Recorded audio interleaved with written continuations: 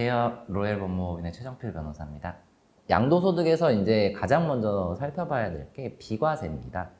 비과세는 양도소득액을 계산해서 양도소득세율을 곱하고 그거에서 이제 양도소득세 감면 규정을 적용하는 이 일련의 규정 없이 그 자체로 양도소득세가 매겨지지 않는 것을 이제 양도소득세의 비과세라고 해요. 따라서 비과세가 해당되는 부분은 뒤에 있는 계산을 할 필요가 없기 때문에 비과세 여부가 상당히 중요하고 비과세에 해당되느냐 안 되느냐에 따라서 양도소득세의 부담이 굉장히 크게 갈리게 됩니다. 여기 이제 비과세 양도소득에는 소득세법 제89조에서 정하고 있는데 소득세법 제89조 1항은 다음 각 호의 소득에 대해서는 양도소득에 대한 소득세를 과세하지 아니한다 이렇게 규정하고 있습니다. 즉 각 호 이렇게 쭉 나열되어 있는 항목에 대해서는 양도소득세 과세하지 않겠다 이런 얘기인데요. 1호를 읽어보면 파산 선고에 의해서 처분으로 발생하는 소득, 즉 파산이나 회생이나 이런 절차들을 통해서 처분되게 되는 재산에 대해서는 양도소득세를 물리지 않겠다라는 것이고, 요거는 이제 파산이나 회생이 아니면 해당 사항이 많이 없으시겠죠.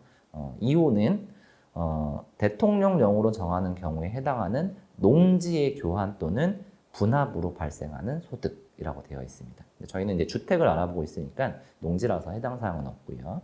다음 3호가 가장 중요한데, 다음 각목의 어느 하나에 해당하는 주택, 가로 열고 가로 안에가 중요합니다.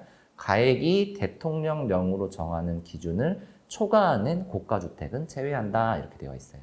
저희가 이래서 고가주택은 비과세 양도세에서 걸러진다 이렇게 많이들 알고 계시잖아요. 그게 요 규정에 따라서 달라지는 겁니다. 그리고 뒷부분은 이에 딸린 토지로서 건물이 정착된 면적에 지역별로 대통령령에 정하는 배율을 곱하여 산정한 면적 이내의 토지의 양도로 발생하는 소득 이렇게 되어 있습니다. 정리하면 첫 번째 요건은 가액이 대통령령이 정하는 기준을 초과하는 고가주택이어서는 안 돼요. 이게 제일 먼저 기억해야 될 요건이거든요. 대통령령으로 요 초과하는 기준을 9억이라고 규정을 하고 있습니다. 고가주택에 대해서는 소득세법 시행령 156조 제1항에서 규정하고 있어요. 읽어보겠습니다. 법 제89조 제1항 제3호 항목 외의 부분에서 가액이 대통령령으로 정하는 기준을 초과하는 고가주택이란 주택 및 이에 딸린 토지의 양도 당시의 실지거래가액의 합계액, 즉 1주택 및 이에 딸린 토지의 일부를 양도하거나 일부가 타인 소유인 경우에는 실지거래가액 합계액에 양도하는 부분, 타인 소유 부분을 포함한다. 의 면적이 전체 주택 면적에서 차지하는 비율로 나누어 계산한 금액을 말한다. 이것이 9억 원을 초과하는 것을 말한다. 이렇게 규정하고 있어요. 되게 길죠. 끊어서 보면 앞에 거 다 지우고 보면은 가액의 대통령령으로 정하는 기준을 초과하는 주택이란 주택 중에서 9억 원을 초과하는 것을 말한다. 이렇게 이해하셔도 큰 무리는 없어요. 그러면 9억 원 초과니까 9억 원까지 9억 원까지에 해당하는 것을 고가주택이다 이렇게 보시면 될 것 같고, 그 고가주택은 비과세에 해당성은 없다 이렇게 이해하시면 될 것 같습니다. 그러면 지금 이제 비과세에 해당하는 부분은 실지거래가액 9억 이하인 것들만 해당된다 이렇게 이해하시고 가면 되고요. 그 다음에 이제 아까 말씀드린 대로 고가주택 말고 그 뒤에 토지 한 건물이 있는 경우에는 토지에 딸린 부분도 포함한다고 그랬잖아요. 그리고 이제 단독주택지 중에서 앞에 이제 마당이 있거나 이런 것들을 말해요. 그래서 그 일정한 비율은 토지 면적도 포함해서 1세대 1주택 비과세에 해당하는 부분으로 봅니다. 그런 다음에 각 목에 해당해야 한다 이렇게 되어 있거든요. 각 목을 각각 읽어볼게요. 가목은 뭐라고 하고 있냐면 1세대가 1주택을 보유하는 경우로서 대통령령으로 정하는 요건을 충족하는 주택. 나목은 1세대가 1주택을 양도하기 전에 다른 주택을 대체 취득하거나 상속, 동거, 봉양, 혼인 등으로 인해서 2주택 이상을 보유하는 경우로서 대통령령으로 정하는 주택. 이렇게 되어 있습니다. 정리해 볼게요. 아까 말씀드렸듯이 요 비과세가 적용되려면 고가주택이 아니어야 된다. 그러니까 9억 원을 초과하지 않는 주택이어야 된다라고 말씀을 드렸고, 그 다음에 강목에도 해당돼야 되는데, 가목은 뭐냐면 1세대 1주택이에요. 그 다음에 남욱은 2주택이어도 되는데 일시적으로 2주택인 경우를 말해요. 그래서 우리가 흔히 이 남욱을 일시적 2주택의 비과세 조항이라고 부릅니다. 그럼 먼저 이 감옥에 있는 1세대가 1주택을 보유하는 경우에 대해서 살펴볼게요. 그러면 요건이 두 개가 됐죠. 고가주택이 아닐 것, 1세대 1주택일 것. 그러면서 이제 대통령에 있는 요건을 만족해야 됩니다.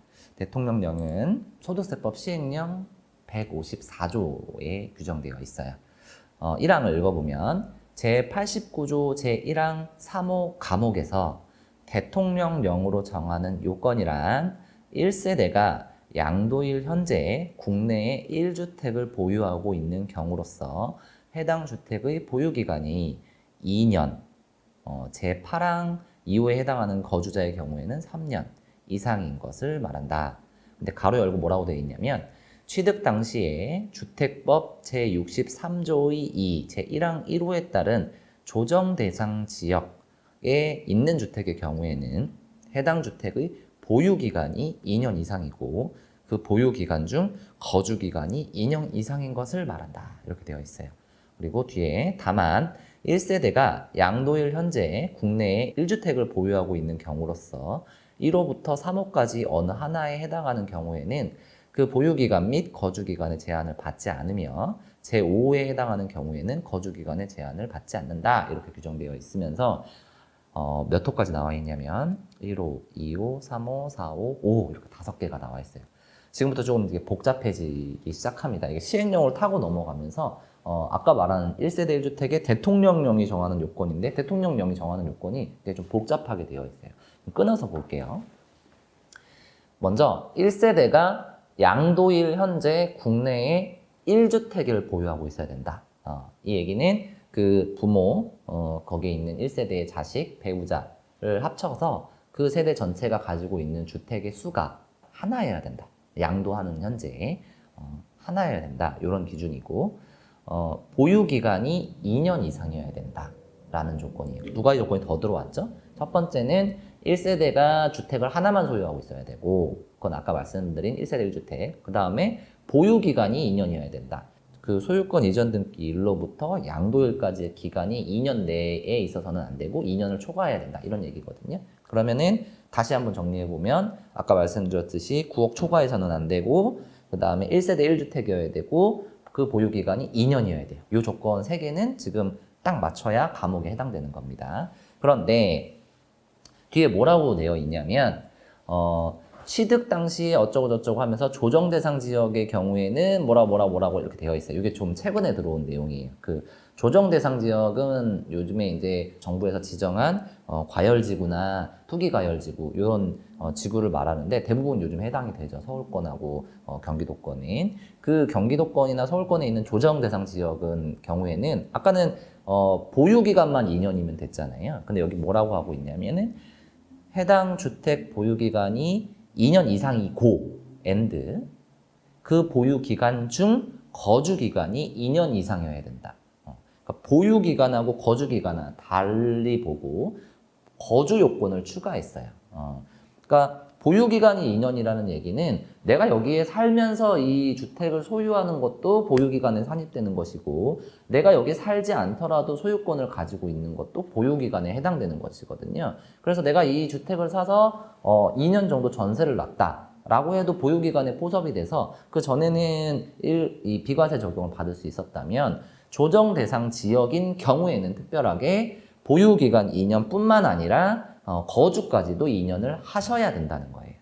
요게 요즘에 들어온 조항이기 때문에 바뀌었다. 이렇게 이해하시면 되고 꼭 기억하셔야 될 부분이다. 라고 보시면 되겠습니다. 당연히 요거는 지금 조정 대상 지역이라고 말씀드렸으니까 그 부분에만 해당이 됩니다.